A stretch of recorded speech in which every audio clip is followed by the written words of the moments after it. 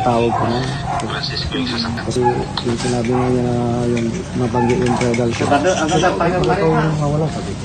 Nag-aabang po kasi ako. Umiyain po kasi talaga ako. Ay nag-aabang po ako na mahihinto po sa akin. At ako po si Kuya. Kasi naawa naman ako mga kasi Moving na ba daw sa punta ko na. Isang malaking update ang yumanig ngayong araw matapos. Kumpirmahin ng Quezon City Police District na natagpuan na ang nawawalang bride-to-be na si Shera De Juan matapos ang ilang araw na pagkabahala ng publiko. Bandang 4:00 ng hapon ngayong Disyembre 29, 2025, opisyal na nakarating sa Sison, Pangasinan ng mga personnel ng QCPD, kasama ang ilang kamag-anak ni Shera, upang personal siyang sunduin. Ito ay kinumpirma mismo ni QCPD PO Chief Police Major Jennifer Ganaban na nagsabing maayos at ligtas ang kalagayan ng dalaga. Matatanda ang naging viral sa social media ang kaso ni Shera De Juan matapos siyang iulat na nawawala. Ilang araw bago sana ang kanyang nakatakdang kasal. Dahil dito, mabilis na umani ng simpatya at dasal mula sa netizens ang kanyang pamilya, lalo na't bride-to-be na siya at inaasahang naghahanda na para sa isa sa pinakamahalagang araw ng kanyang buhay. Ayon sa paunang ulat ng pulisya, natagpuan si Shera sa Ilocos Region, partikular sa Pangasinan, matapos ang masusing koordinasyon ng iba't ibang police units at tulong na rin ng mga impormasyong nagmula sa publiko. Agad na rumesponde ang mga autoridad upang tiyaking ligtas ang dalaga at maibalik siya sa kanyang pamilya. Kasama ngayon ng QCPD ang pamilya ni Shera sa pagsundo sa kanya at ayon sa mga autoridad, inaasahang makararating siya sa Maynila bandang 5:00 ng hapon matapos ang humigit kumulang 3 oras na biyahe mula sa kinaroroonan niya. Bagamat hindi pa ibinubunyag ang buong detalye kung paano at bakit napunta si Shera sa Ilocos Region, tiniyak ng pulisya na walang agarang banta sa kanyang kaligtasan base sa unang assessment, patuloy pa ring isinasagawa ang investigasyon upang malinawan ang buong pangyayari at matuldukan ng mga haka-haka na kumalat online. Samantala maraming netizens ang nagpahayag ng relief at tuwa matapos lumabas ang balitang ligtas na si Shera. Sa comment sections ng iba't ibang balita, mababasa ang mga mensaheng pasasalamat, dasal, at pag-asa na sana ay maayos na ang kanyang kalagayan, pisikal man o emosyonal. Para sa kanyang pamilya, ang mahalaga ngayon ay makasama muli si Shera, masigurong nasa maayos siyang kondisyon, at maprotektahan siya mula sa anumang posibleng stress na dulot ng biglaang pagputok ng issue. Habang patungo na pabalik ng Maynila ang nawawalang bride-to-be na si Shera De Juan, unti-unti ring lumilinaw ang ilang detalye. Sa likod ng kanyang biglaang pagkawala, isang pangyayaring nagdulot ng matinding pangamba hindi lamang sa kanyang pamilya kundi maging sa libu-libong netizens na sumubaybay sa kaso. Ayon sa Quezon City Police District, maayos ang naging koordinasyon ng iba't ibang unit ng pulisya sa paghahanap kay Shera.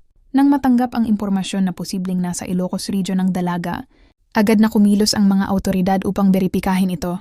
Matapos ang masusing validation, nakumpirma nga na naroon si Shera at ligtas siyang natagpuan sa Sison, Pangasinan. Sa unang pakikipag-usap ng pulisya sa kanya, tiniyak na wala siyang pisikal na pinsala at nasa maayos na kalagayan.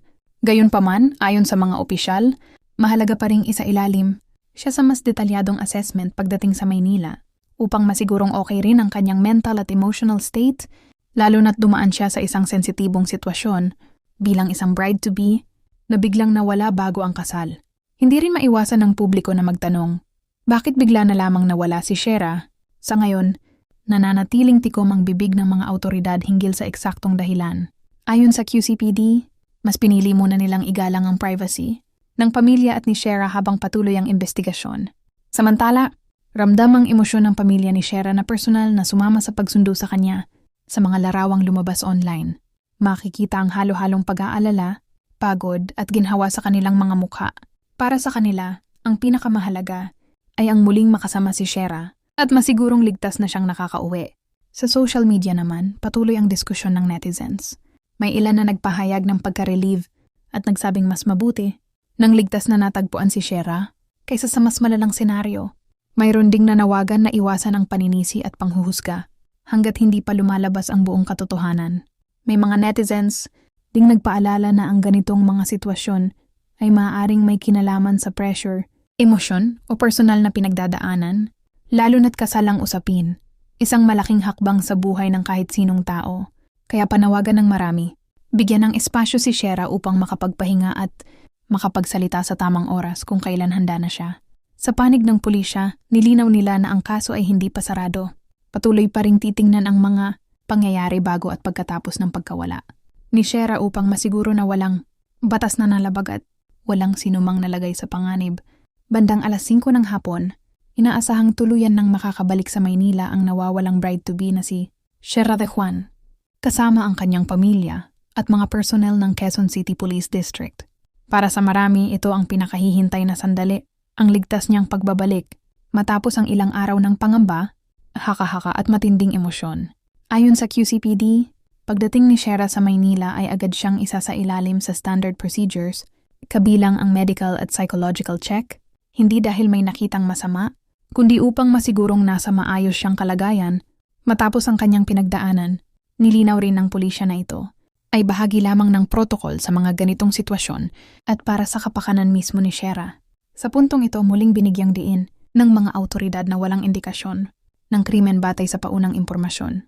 Gayunpaman, patuloy pa rin ang investigasyon upang maunawaan ang buong pangyayari, kung paano siya napunta sa Ilocos Region, ano ang naging dahilan ng kanyang pagkawala, at kung may dapat pang linawin upang maiwasan ang kaparehong insidente sa hinaharap. Para sa pamilya ni Shera, hindi na mahalaga ang mga tanong ng publiko sa ngayon. Ang pinakamahalaga sa kanila ay ang kaligtasan at kapakanan ng kanilang mahal sa buhay. Ayon sa isang malapit sa pamilya, mas pipiliin muna nilang manahimik at mag-focus sa paghilom, pisikal, man o emosyonal bago magsalita sa publiko. Samantala, patuloy pa rin ang pag-ulan ng reaksyon mula sa netizens. May mga nagpahayag ng tuwa at pasasalamat dahil natagpuan na si Shera ng ligtas. Mayroon ding nanawagan ng mas maingat na paghusga, lalo na sa mga sensitibong isyong may kinalaman sa mental health, relasyon, at personal na desisyon. Marami ang nagpunto na ang kasal ay hindi lamang selebrasyon kundi isang malaking responsibilidad at pagbabago sa buhay ng isang tao. Hindi lahat ng pinagdadaanan bago ang kasal ay nakikita ng publiko. Kaya ayon sa ilan, mas mahalaga ang empatya kaysa chismis at pag-unawa kaysa panghuhusga. Sa panig ng Quezon City Police District, pinuri ang mabilis na aksyon ng kanilang mga tauhan at ang kooperasyon ng lokal na pamahalaan sa Ilocos Region. Ipinakita umano ng insidenteng ito kung gaano kahalaga ang koordinasyon at tamang impormasyon sa paglutas ng mga ganitong kaso.